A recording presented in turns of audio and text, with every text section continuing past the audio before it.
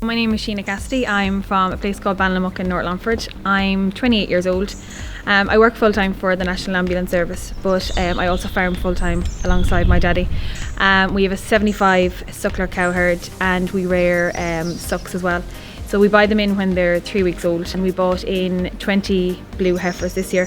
So our plans are to put the bull on them. We bought a purebred limousine bull at Christmas, so our plans are to put the bull on them and sell them as springers then probably 2 years down the line. Keep some of them for our own herd and then sell some on. So when I did my Leaving Cert, I had planned to go to UCD to do veterinary. Unfortunately, that's the year my mum got sick. She passed away a few years ago.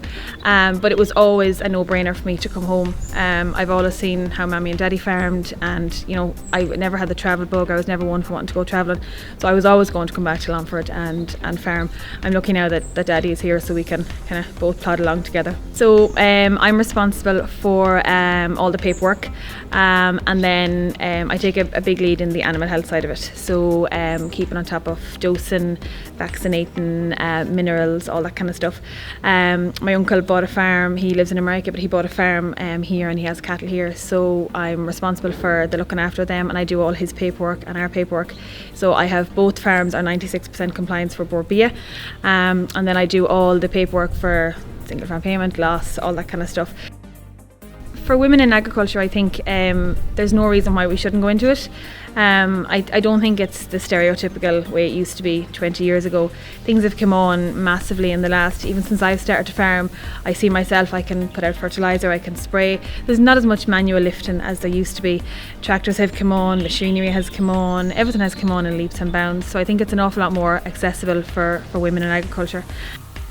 The most thing I love about farming is I'd say out in the fresh air and seeing, you buy your calf, you bull your heifer, you calve your cow, and you see what you produce at the end of it.